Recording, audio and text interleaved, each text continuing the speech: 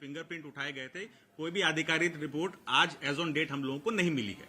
Sir, पिछली सुनवाई में कोर्ट के रिमांड के दौरान फेस रिकॉग्निशन की बात कही गई थी कोर्ट के रिमांड में, क्या फेस रिकॉग्निशन किया गया है, करेंगे, क्या स्थिति है फेस रिकॉग्निशन को लेकर? देखिए, वो एक ऑप्शन है जो कि हम एक्सप्लोर करेंगे। सर, फिंगरप्रिंट्स के बारे में मीडिया रिपोर्ट में ये कहा गया, आपके पास रिपोर्ट का जिक्र नहीं था, ये कहा गया कि सीआईडी ने जो जांच की है शुरुआती तफ्तीश में वो मैच नहीं किया है। क्या हमारे पास ये जानकारी है, मुंबई पुलिस के पास इसको लेकर कोई जानकारी है? जी नहीं, इसको लेकर हमारे पास कोई भी जानकारी नहीं। जैसे मैंने आपको पहले कहा, आधिकारिक रूप से हमारे पास कोई भी रिपोर्ट नहीं आई है। एक एक करके आप एक एक करके बात कीजिए, नहीं तो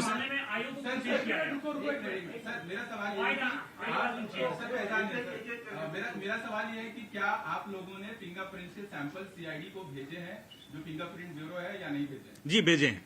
आरोपी के खिलाफ अभी कौन कौन से सबूत मिले हुए हैं और जिस तरीके से आप फेस आइडेंटिफिकेशन की बात कर रहे हैं, क्या आरोपी वही है? क्योंकि इसको लेकर भी कई सवाल खड़े हो रहे हैं। आरोपी बिल्कुल वही है। आरोपी के विरुद्ध हमें ओरल, फिजिकल और टेक्निकल तीनों प्रकार के बहुत सारे एविडेंस मिले हैं। फेस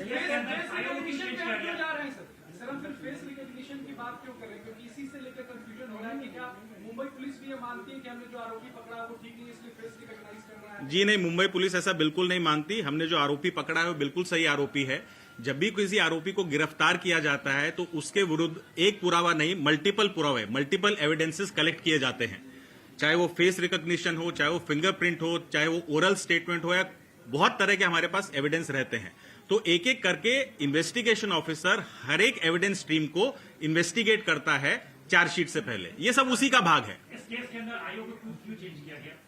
इन्वेस्टिगेशन ऑफिसर को क्यों चेंज किया गया? देखिए, वो एडमिनिस्ट्रेटिव रीजंस थे, बिकॉज जो पहले आईओ थे वो उस रात को नाइट पीआई थे, वो फर्स्ट रिस्पॉन्डर थे। और जनरली हमारे यहाँ पद्धति है कि जो फर्स्ट रिस्पॉन्डर आईओ होता है वो जब तक केस को देखता है, जब तक दूसरे आदमी को हैंड ओवर नहीं किया जाता।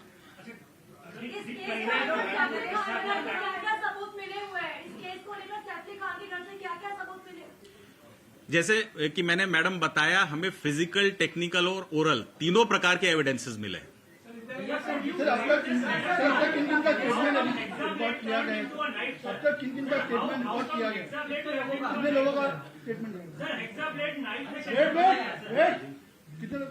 देखिए, जितने भी साक्षीदार थे उनका जवलपास स्टेटमेंट रिकॉर्ड सबका हो गया है। कुछ लोग जो डायरेक्ट साक्षीदार नहीं है, जिनका स्टेटमेंट बाकी है, वो रिकॉर्ड कर लिया जाए। सर, एग्जाम डेट बताया जा रहा था इनिशियली, बाद में नाइट हो गया। क्या आरोपी ने आपको भ्रमित किया या गुमराह किया था कि? देखिए, आरोपी ने हमें कुछ भी भ्रमित, गुमराह नहीं किया है। आरोपी ने कुछ भी नहीं किया है, बिकॉज हम लोगों ने जो भी फिजिकल एविडेंस था, जो आप नाम ले रहे हैं, नाइफ, हेक्सा ब्लेड, ये सब चीज की रिकवरी की है और उसके बाद उसका तपासनी अहवाल हमारे पास आएगा। अस्पताल में 4:11 का टाइमिंग जो है एडमिशन रिपोर्ट द्वारा बताया गया है, तो वो इसको लेकर के काफी इसको लेकर के मैं स्पष्ट करना चाहता हूं कि लीलावती अस्पताल में जो विक्टिम है वो जवलपास 2:47 पे पहुंच गए हैं। ऐसी सीसीटीवी फुटेज लीलावती हॉस्पिटल और हमारे पास भी है। उसमें कोई संभ्रम नहीं है कि वो कितने बजे हॉस्पिटल पहुंचे।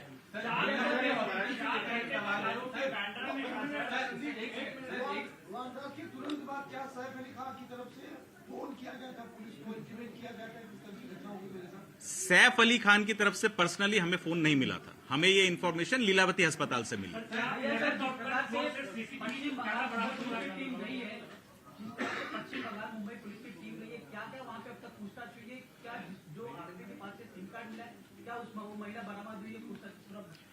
देखिए, आरोपी है ये बांग्लादेश से आने के बाद कुछ दिन कलकत्ता में भी रहा था, और कलकत्ता में जिन भी लोगों के संपर्क में आया या जिन भी लोगों ने इसकी मदद की, उन सब लोगों का स्टेटमेंट लेने के लिए हमारी टीम वहां पे गई थी। इसलिए कलकत्ता का जो एंगल है उसकी भी हम तपासनी कर रहे हैं।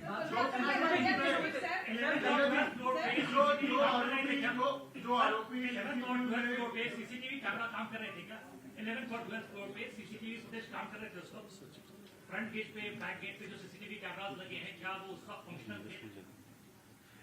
Any questions in English, please, before I close? In English, in English, please. In English, please. English, please.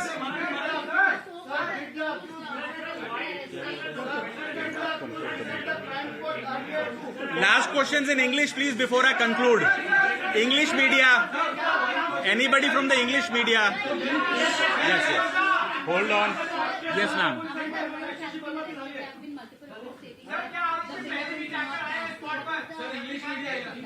Ma'am, regarding the making this clear that no official report from CID has been received as on date by Mumbai Police. Thank you so much.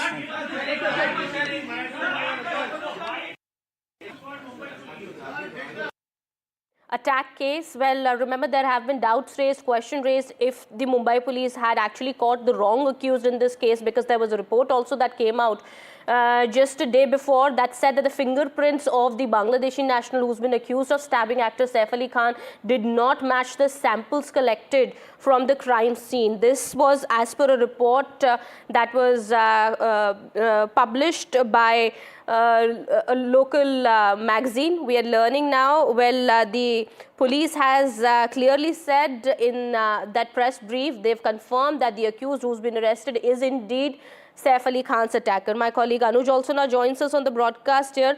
So Anuj, Mumbai police, they're rubbishing all the claims that have been made and the reports also that have come out so far saying that the samples that have been collected from the accused do not match the fingerprints or the samples that have been collected from the house of Saif Ali Khan. But Mumbai police clearly saying that they have enough evidence, enough proof that says that the accused who's been taken into custody is indeed the attacker. The accused or the person who's been arrested by Mumbai police is indeed the one who's involved in the crime.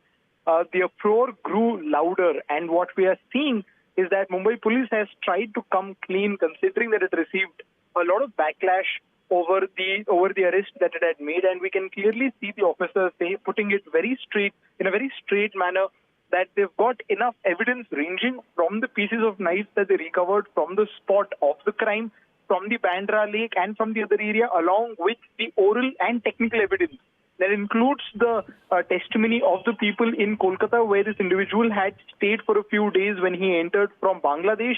Technical evidence suggests that there probably is an expert fact-checking being done by the police, to look into the CCTV camera footage and then match it with the person who's eventually been arrested by the police. And more importantly, it is the fingerprints which really casted a huge amount of doubt over whether the arrest is legit or not. And we can see that the police is very certain on the fact that all of these evidence, in different aspects of evidence, they are very much in favor of the accused indeed being the individual who was involved in the crime on the 16th of January. Again, a lot of these things will have officially been put in front of the media right now, and they will be counter-questioned. They will be countered tomorrow when the accused will be presented in the court as the second police custody ends on the 29th of January. Right. But the police here, we can see, have really tried to come clean and to make sure that they cast away all the doubts of people which are there in the minds of people over the accused and their identity.